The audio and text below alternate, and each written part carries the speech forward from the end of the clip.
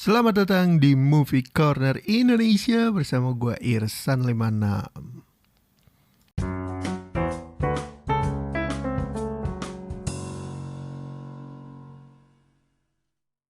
Hey, balik lagi di 30 hari bersuara hari ke-26.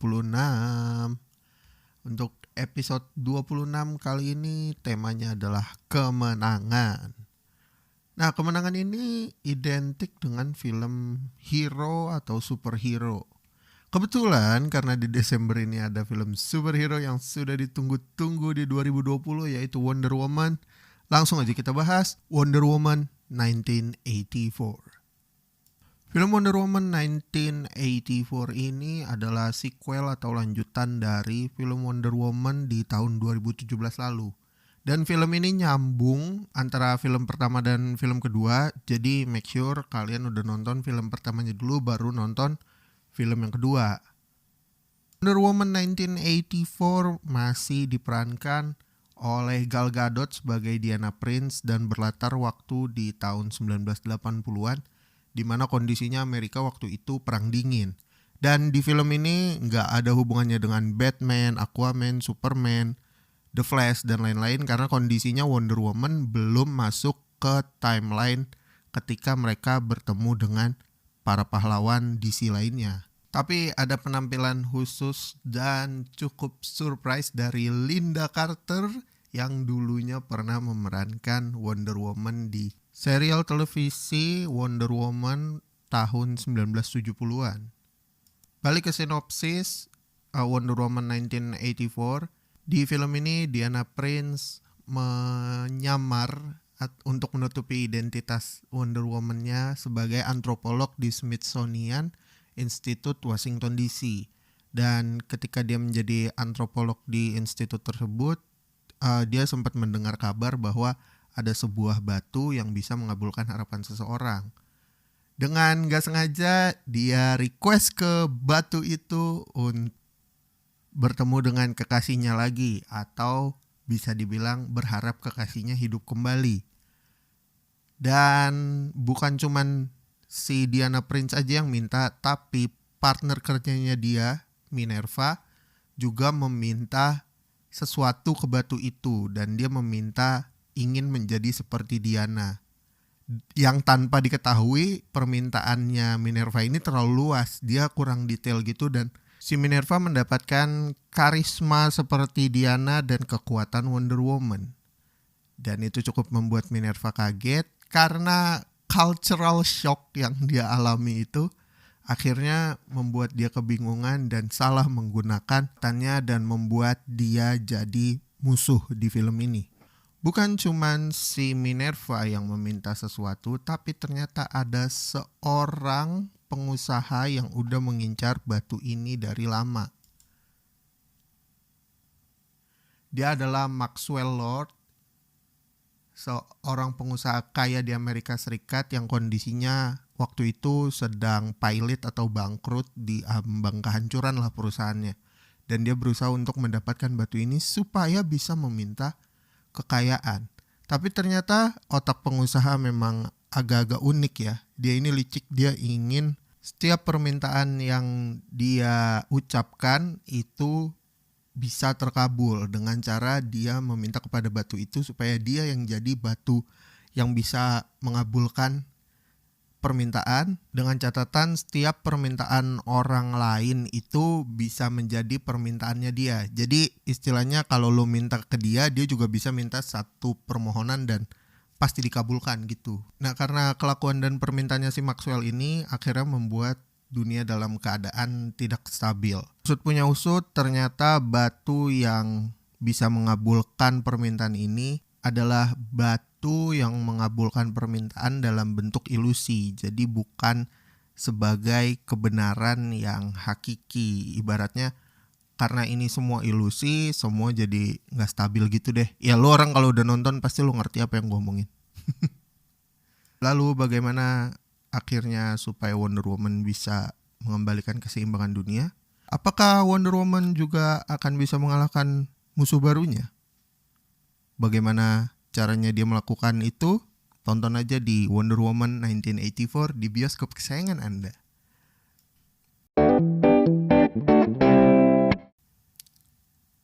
Ya, itu tadi sinopsis sekilas ya untuk Wonder Woman. Nah, ini adalah part review yang mungkin akan mengandung spoiler dan membuat lu orang males nonton Wonder Woman. Jadi kalau lu belum nonton, ya kalau bisa jangan dengerin part inilah. Skip aja ke 5 menit selanjutnya, 2-5 menit selanjutnya lah. Kayak gitu. Oke, langsung kita masuk ke review Wonder Woman secara jujur dan kemungkinan akan mengandung spoiler alert. Jadi disclaimer sekali lagi, yang belum nonton, pause untuk episode ini atau skip langsung ke beberapa menit ke depan. Oke. Sejujurnya nih ya, Wonder Woman 84 ini cukup menyenangkan. Dan pemandangan yang dikasih juga bagus, CGI tahun 80-annya juga keren, semua aktor dan aktrisnya juga bagus-bagus. Tapi agak boring gitu. Gue ngerasa agak muter-muter dan pace-nya tuh lambat banget. Gimana ya, dari awal ke tengah tuh agak bikin turn off gitu. Cuman masih bisa diselamatkan oleh kualitas acting para aktor dan aktrisnya yang ada di film ini. Jadi masih cukup menghibur.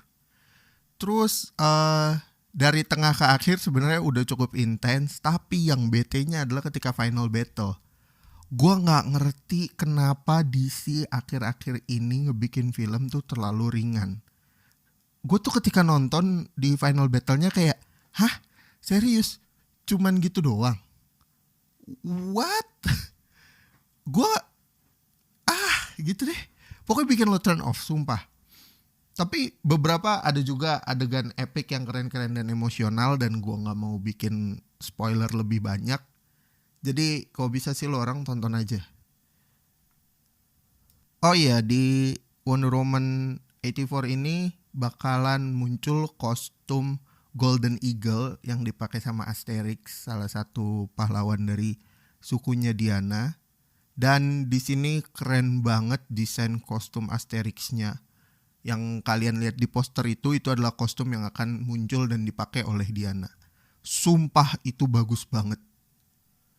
Dan ada satu hal lagi yang paling gak disangka ketika Linda Carter muncul. Sumpah itu gue kayak, hah? Ini kan? Loh kok? Kayak gitu sumpah. Nah, kalau lu tahu dan sempat baca-baca mungkin artikel tentang Wonder Woman sebelum nonton, nah lu pasti tahu Linda Carter ini siapa. Kayak yang tadi gue bilang di depan, dia adalah pemeran di serial TV Wonder Woman waktu tahun 1970-an. Secara overall gue kasih Wonder Woman 1984 ini 7/10 lah ya. Karena kondisinya gak tahu, endingnya aduh bikin turn off asli. Dan ketika kalian memperhatikan sebenarnya pas nonton di bioskop itu, film ini itu rate-nya PG-13. What the hell man? Itu yang membuat lo turn off ketika nanti lo lihat final battle-nya. Dan kayak pantas aja PG-13, ibaratnya gitu. Asli konyol sih.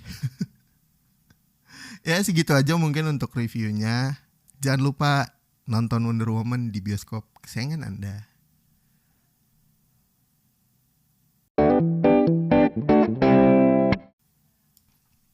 Ngomongin kemenangan,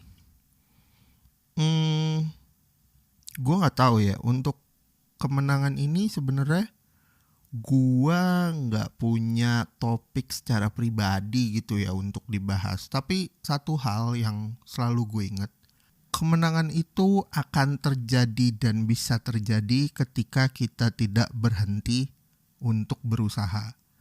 Dalam bidang apapun, dalam konteks apapun, ketika kita masih berusaha untuk mendapatkan sesuatu yang kita inginkan atau kita mau, dan akhirnya kita menang, itu karena kita terus berusaha. Dan dari film Wonder Woman juga, kalau gak salah ada quotes-nya bilang, lebih baik kalah tapi jujur daripada menang dalam kebohongan. Kurang lebih kayak gitulah.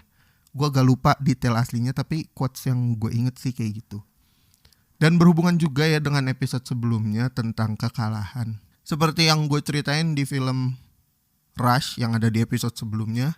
Di situ kita bisa ngambil kesimpulan gak apa-apa untuk kalah, tapi kita masih bisa menang, intinya gitu. Ya gampangnya mengalah untuk menang itu wajar terjadi, dan kekalahan yang lebih banyak lo hadapi akan menuai kemenangan yang lebih manis dibandingkan banyak kemenangan yang terjadi di hidup lo. Intinya gitu.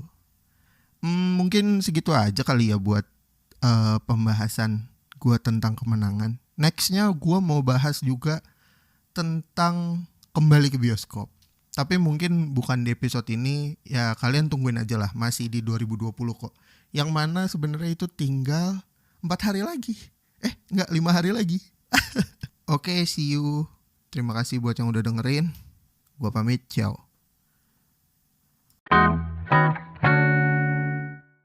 Terima kasih buat yang udah dengerin sampai ke fase ini. Terus jangan lupa untuk dengerin konten 30 hari bersuara dari podcaster-podcaster lainnya di hashtag 30 hari bersuara.